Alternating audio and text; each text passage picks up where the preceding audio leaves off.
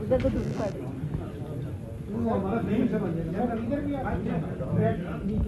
پہلی ملاقات ہوئی ہے.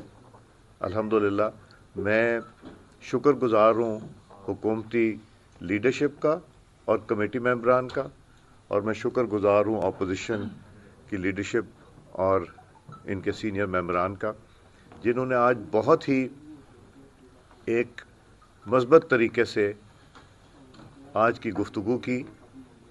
کچھ ماضی کی باتیں ہوئیں، کچھ حال کی باتیں ہوئیں اور کچھ مستقبل کی باتیں ہوئیں.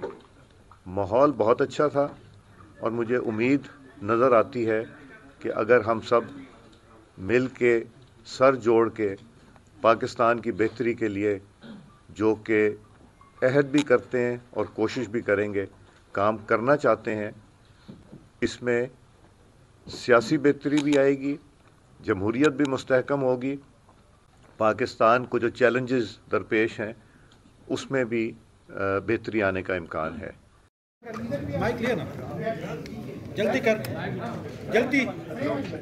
پولیٹیکل ڈائلاگ جو ہے وہ اسی چیز کا نام ہے کہ دونوں فریقین جو ہیں وہ ایک کھلے دل سے بیٹھ کے ایک دوسرے کی بات کو تسلی سے سنیں اور اس کے بعد پھر کوئی درمیانی راستہ نکالیں.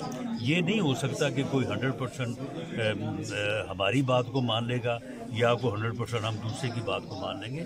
درمیانی راستہ ہی جو ہے وہی ایک بہتر راستہ ہوتا ہے. حکومت کی کوشش جتنے قیدی ہیں انکلوڈنگ عمران خان اور جو ہمارے ورکرز ہیں، ان کی رہائی اور جوڈیشل کمیشن کے حوالے سے جو ہمارا مطالبہ ہے کہ سپریم کورٹ کی سینئر ترین ججز کی جو ہے نا وہ جوڈیشل کمیشن بنایا جائے.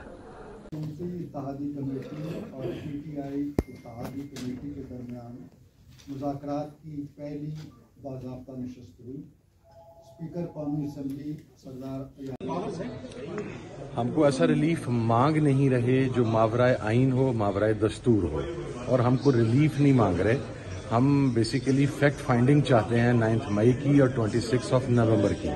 ہم جو ہمارے پولیٹیکل پرزنرز ہیں، جو ہمارے سیاسی قیدی ہیں، جو ہمارے کارکنان ہیں، ہم ان کے ریلیف کی بات کر رہے ہیں.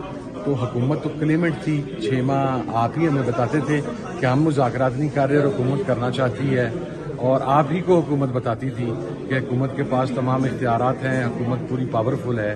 تو انشاءاللہ پتہ لگ جائے.